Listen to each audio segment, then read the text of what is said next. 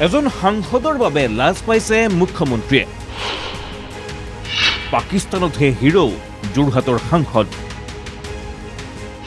ভাৰতক ভাল নাপায় গৌৰৱ গগৈয়ে।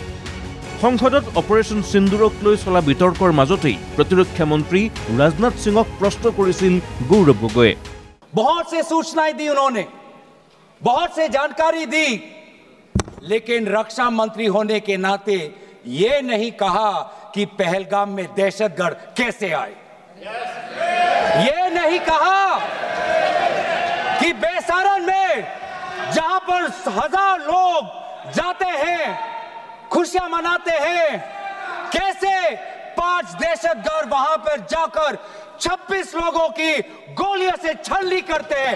ये बात, ये सूचना रक्षा मंत्री ने नहीं दी। সংসদত ভাৰতীয় সেনা বাহিনীৰ ওপৰত অসমৰ সাংসদ এজনে প্ৰশ্ন সোধাত লাজ পাইছে মুখ্যমন্ত্ৰীয়ে। অসমবাসীৰ কাৰণে এইটো একেবাৰে লাজৰ কথা আৰু আমি সকলোৱে খুব লজ্জিত অনুভৱ কৰিছোঁ যে যি ধৰণে সংসদত ভাৰতীয় সেনা বাহিনীৰ ওপৰত আমাৰ অসমৰ সাংসদ এজনে যি ধৰণে কমেণ্ট কৰিলে, তেওঁ ইমানলৈকে গ'ল যে মিছাইলটো ওচৰৰ পৰা কিয় নামাৰিলে, দূৰৰ পৰা কিয় মাৰিলে। চ' ইমান ডাঙৰ বিজ্ঞানী যে সেনাই মিছাইলটো ওচৰৰ পৰা কিয় নামাৰিলে, দূৰৰ পৰা কিয় মাৰিলে। তো ভাৰতে যদি 3000-4000 কিলোমিটাৰ লক্ষ্য ভেদ কৰিব পৰা মিছাইল বনাইছে, এইটোতো সেনা বাহিনীক অভিনন্দন জনোৱা কথা আছিল। গৌৰৱ গগৈয়ে সংসদত প্ৰদান কৰা ভাষণ শুনি এটাই ধাৰণা হ'ল যে তেওঁ ভাৰতক ভাল নাপায়। মন্তব্য মুখ্যমন্ত্ৰীৰ। যিটো ভাষণ দিলে সেই ভাষণটো শুনি এটাই ধাৰণা হ'ল যে তেওঁ ভাৰতক কেতিয়াও ভাল নাপায়। কোনোবা দিনা গৌৰৱ গগৈয়ে দেশ এৰি যাব বুলিও তাৎপৰ্যপূৰ্ণ মন্তব্য হিমন্ত বিশ্ব শৰ্মাৰ। যোৰহাটৰ সাংসদ পাকিস্তানত হিৰো হোৱাত সমষ্টিৰ মানুহেই লাজ পাইছে বুলিও ক'লে মুখ্যমন্ত্ৰীয়ে। নিজৰ ল'ৰা ছোৱালীকো বিদেশী কৰিছে, পত্নীকো বিদেশী কৰিছে, আৰু মই এই কথা ক্লিয়াৰলি ক'ব পাৰোঁ যে in a very good day he will also' change his citizenship.